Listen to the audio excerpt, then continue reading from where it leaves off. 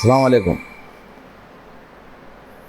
एक 15-20 दिन से इसका हुआ, इसका हो रहा, ये पार्टी का हुआ, वो लीडर का हुआ, ये लीडर का हुआ, ये लीडर का उसका हुआ, इसका डिस्कस चल लेते आया।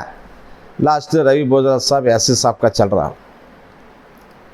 उसके बाद कल एक झगड़ा हो गया बेंगलुरु में। उन्होंने भी एफआईआर करे, इन्हें भी एफआईआर करे, कैसा हुई है वो हुई है सब। कितना बड़ा मजाक हुआ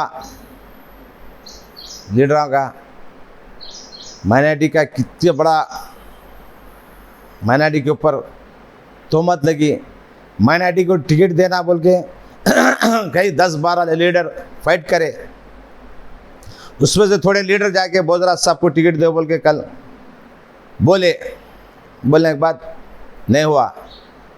और अपोजिशन के थोड़े लीडर, हमारे डीसीसी के प्रेसिडेंट बीबी नायक साहब कोशिश करे, आज की लिस्ट में उनका नाम कहाँ भी नहीं आया। उन्होंने खुद के झगड़ों में एक सीनियर लीडर यासिर साहब को उनका लेटर पैड पे नाम नहीं दे के उन्होंने क्या कर दिया, यासिर साहब को,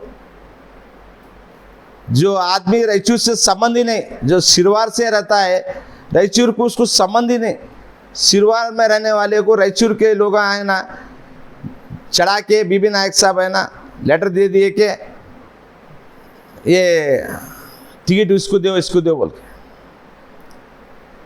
वो रायचूर में क्या सर्विस है उनका, वैसा ये लोग सीनियर लोग लड़ रहे थे, अलग बात थी। बीच में खुद के जातीय के दुश्मनी में एक सीनियर लीडर को पीछे हटा के सीधा बीजेपी को जिताने के लिए ये पूरी पॉलिटिक्स चल रही है। मैं अपील करता हूं कि कांग्रेस के हाईकमांड लोगों से, यहाँ बीजेपी कैंडिडेट को जिताने के लिए ये सब दांवपेच चल रहा है। मैं मेहरबानी करके रायचूर में और एक बार सभी 2-3 दिन टाइम है, रायचूर का टिकट रिलीज से हुआ, सर्वे करो।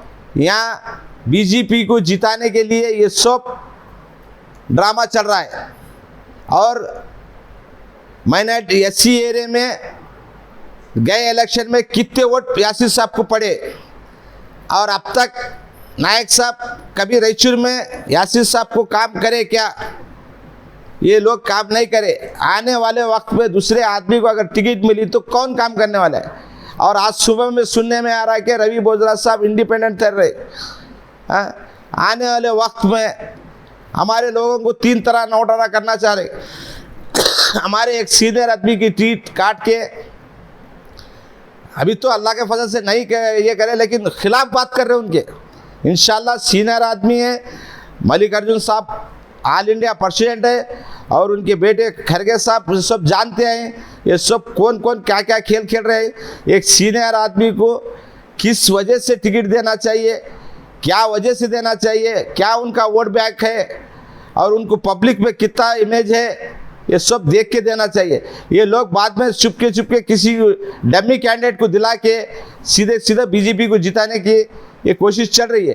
फंडिंग एक बीजेपी के लीडर कर रहे हैं, फंडिंग कर रहे हैं।